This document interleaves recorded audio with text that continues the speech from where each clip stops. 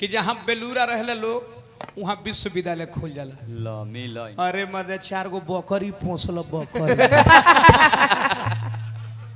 बाचा दिहन से 6-6 महीना में बेच के खाई हो। जी जी ऐसा बोले के चाही कि लोग के बुझाए। जहाँ बेलूरा हंस कोख के जरा ज्ञान नहीं खोजे विश्वविद्यालय खुलेला। सुना हो का इनका से बतिया मार ले तार लिपस्टिक के टीका बोल के फेरा में पड़ जाता रे तू चिन्ह। अब बोल के फेरा में फंस जाता रे। इतना यूट्यूबर चैनल लगल बा तनी इनकर चढ़ा दे जहाँ विश्वविद्यालय खुलेला कहाँ जहाँ एकदम बेलूरा रहलन से तहाँ। सतीश भाई 18 महीना से मर यात्रा खराब चलता। हाँ काहे पहले लॉकडाउन में गौनई ना होखे ना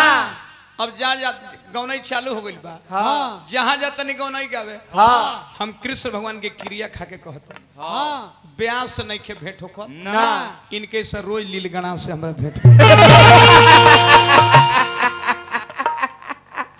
हाथ कपारी के देखे लोग कहले कि अभियंता हवे ये अभियंता हवे कि भीड़ भगवंता हवे ये लिख लगवंता ब्यास हवे। जाए दादा व्यवहार नहीं जिनका बदला विचार बदल के क्या होगा।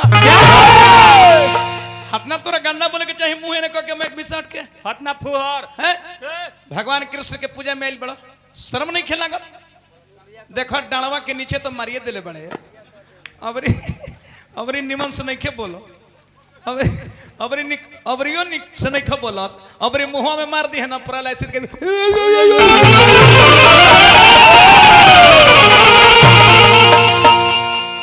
व्यवहार नहीं जिनका बदला विचार बदल के क्या होगा। क्या होगा जिनका न शासन सुंदर है सरकार बदल के क्या होगा। क्या होगा अरे जिस देश की भूमि बंजर है तो फार बदल के क्या होगा। क्या होगा जिस देश की भूमि बंजर है तो फार बदल के क्या होगा। क्या होगा अगर नाव की नाविक पागल है तो पतवार बदल के क्या होगा। क्या होगा जिस रेडियो का स्पीकर फेल है तो तार बदल के क्या होगा। क्या होगा अगर तलवार के लोहा कच्चा है तो धार बदल के इनका ई ना बुझाई खाली फालतू बोली है। अरे तलवार के लोहा कच्चा है तो धार बदल के क्या होगा। ई तो जैसे बड़े सतीश भाई ठीके बड़े हाँ एगो ले बड़े ही महकल लौंडा कन अरे लौंडा लौंडा अरे ई लौंडा के बचदानी है नहीं तो भतार बदल के क्या फालतू ना बोले आवे बोले आवेला जे 9 जनता अभियन तो 6 जनता। हाँ हम तो जहाँ जाइले तो सोचले कि देखा भाई यूट्यूबर के जमाना हो गइल बा सोशल मीडिया के युग हो गइल बा कुछ ऐसा चीज कहो जे निमन लागे तो लगत रे कुछ निमन बात खा लो चबा जा कह तर के सेव छापल बता खा जा खा जा से हो जाए दादा बुर्बक जहाँ रहे वहाँ विश्वविद्यालय खोलवा दिलो जहाँ सेव छापल वो चिबा के खाए के चाहता और तार ले बुद्धिमान हम ना देखो नहीं दादा जानता नहीं यही से खड़ो खो पहले के कितना विद्वान कलाकार लोग होत रहे। सतीश भाई पहले के लोग वर्णन करे अरे ये नृत्यांगना के मृग नैनी आंख है एक कितना सुंदर पातर पातर केरा के पात से होठ है एक गर्दन सुराही जैसे है एक कमर कटीली। अभी बतिया लोग भूला गए अब सब चीज छोड़ के लोग वर्णन देख के नाक के आंख के कमर के शरीर के नहीं खेलो करो सारा बात छोड़ के लोग ढूंढी पर पड़ गई एकरे के कहता लोग कि नावका हो गई सब चीज छोड़ के ढोढ़ी के वर्णन करता लोग। कोई ढोढ़ी में बियर ढारता कोई ढोढ़ी के छील के छोड़ देता कोई ढोढ़ी में कांटी से खोद देता है ना देखो कोई ढोढ़ी में चूप ढुकावता कोई ढोढ़ी में ऑमलेट बनावता कोई ढोढ़ी के बड़ाई करता कोई ढोढ़ी के ढलैया करता कोई ढोढ़ी के छील के कुआं को देता कोई उखरे में चाय बना के पियोता का तो 100 साल जियोता। अरे दादा हो हमर माथा खराब बा। मैनेजर जी देखो अभियंता कोरोना आइल बढ़िया बढ़िया आदमी निकल गए दुनिया से। हाँ मर गए कोरोना आयल बढ़िया बढ़िया आदमी निकल गई बहुत तेजा आन्हर लांगड़ पहुंच गई यही से हमरा कहे पड़ल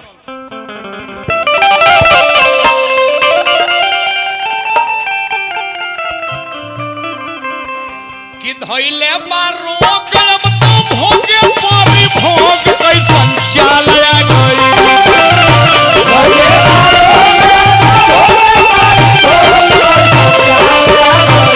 धइले बारो गलब तो भोगे पारी भोग कैसन चालया गई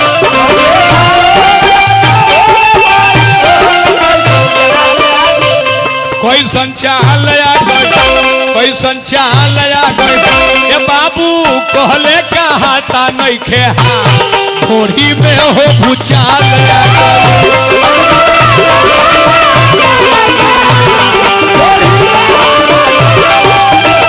कहले कहाता नहीं खे थोड़ी में हो भूचालया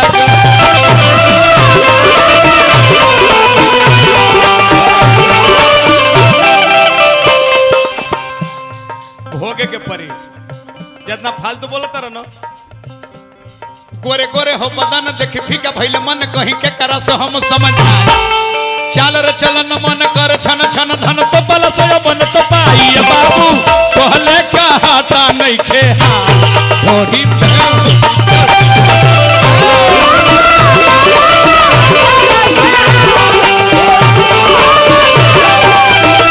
कहले कहाता नहीं खे हाल थोड़ी में हो भूचाल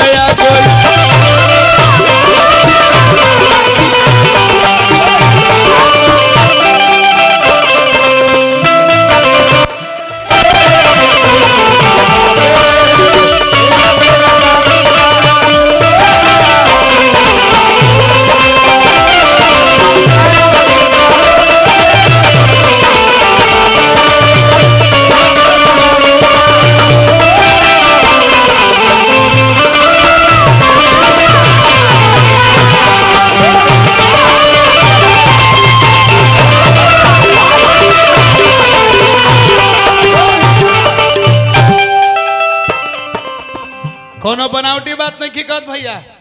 आज हमारे भारत के संस्कृति बर्बाद हो गई सतीश भैया ठीक कहता नहीं पहले ढोड़ी के जियान के कैलस ई कोनो गाना है जी हमने फेरा में पड़ल बनी कि हमने क्या करी अब सबसे पहले पवन सिंह नहीं ले तो ढोड़ी में बियर ढार देले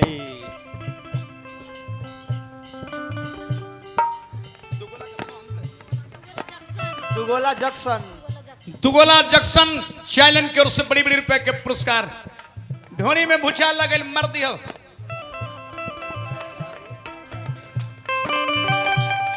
भगवान पद प्रतिष्ठा बनौले रही है देखा तो मैनेजर जी के चैनल है और सही सगरे गावेला और सही लिख लगावेला खाली लोग के भगावेला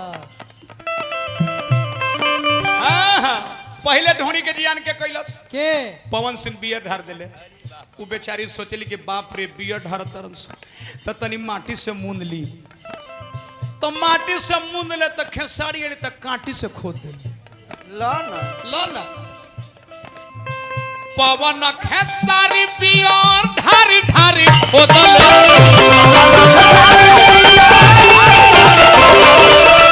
पवन खेसारी बियर ढारी ढारी खोदले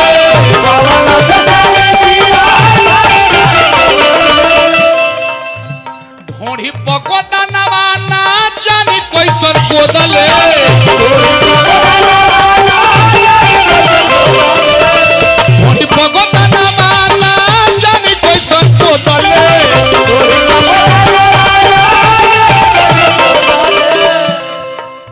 केहू से केहू केकर केकर धरी नाव कमली ओढ़ले सौसे गाँव एगो शिल्पी कौन तो गायिका ही है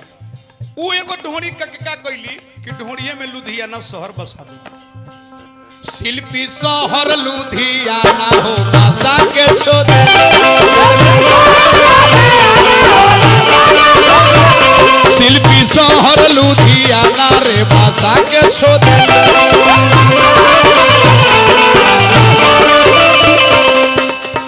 आरा के हवे कमलवास के चेला प्रमोद प्रेमी उ सोचले कि लुधियाना बसैबा त पानी डाल के प्रमोद प्रेमी भीतर धो देला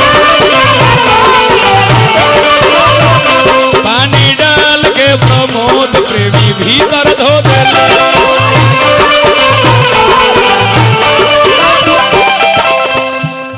गोरे गोरे हो बदन देख फीका भइले मन कहीं के करस हम समझाई चालर चलन मन कर छन छन धन तो पलस बन तो पाई बाबू पहले कहता नहीं थे थोड़ी में हो पूछा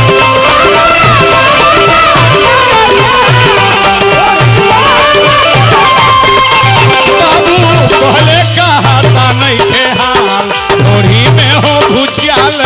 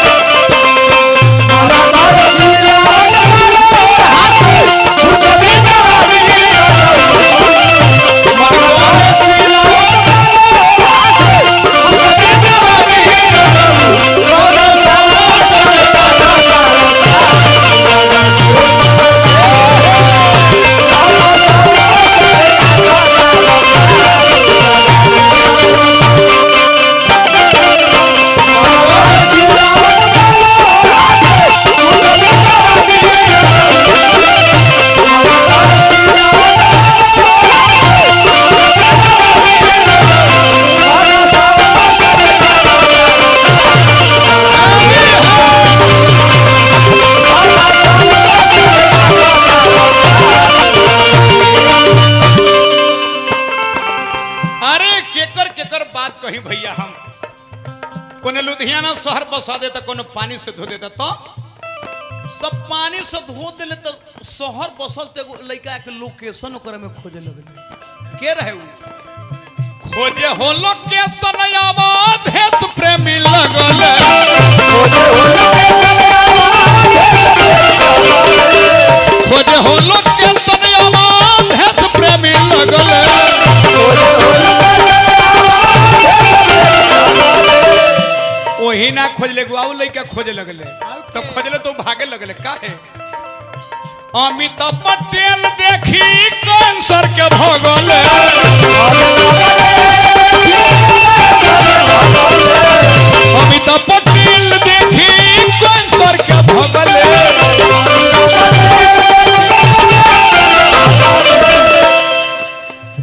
तबले अनिल हो अनजान लगले चोप ढुकावे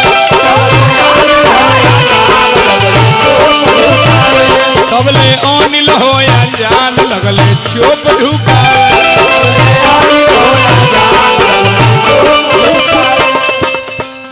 बुलेट राजा छिल के छोड़ देले कुआं खोदावे बुलेट राजा छिल के छोड़ देले कुआं खोदा गोरे गोरे हो बदन देखे फीका भइले मन कहीं के करस हम समझाई चालर चलन मन कर छन छन धन तो पलस बन तो पाई बाबू पहले कहता नहीं थे थोड़ी में हो बुझाई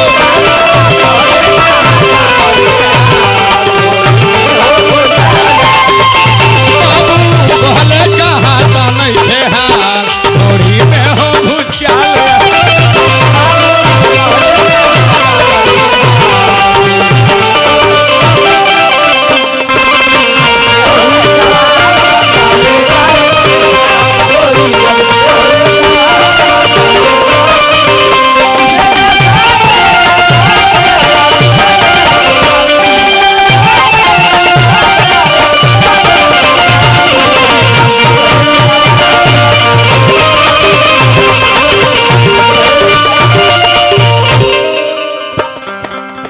हे भैया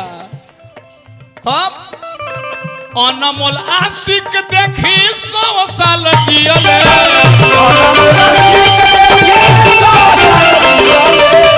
अनमोल आशिक देखी 100 साल जियले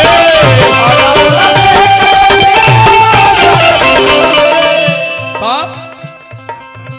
सोने के कटोरी देखी सोनी पांडे पियले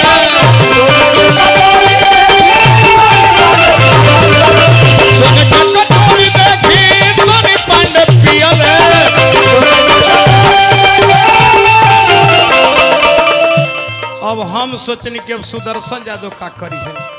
हमार चिंता कपार में हो गई। तब ले सुदर्शन के खाटी पाटी खाड़ हो गई, तब ले सुदर्शन के खाटी पाटी खाड़ हो गई।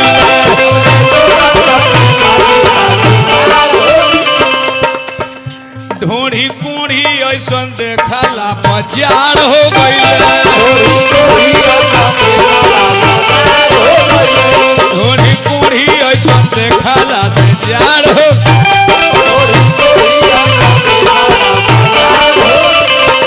गोरे गोरे हो बदन देखी भी का भैले मन कही के करस हम समझाई, चल रे चला न मन कर छन छन धन तो पलस या बन तो पाई। बाबू पहले कहा था नहीं के थोड़ी में हो बुझा, पहले कहा था नहीं के थोड़ी में हो बुझा, बाबू पहले कहा था नहीं के थोड़ी में हो बुझा। एगो प्यार के गीत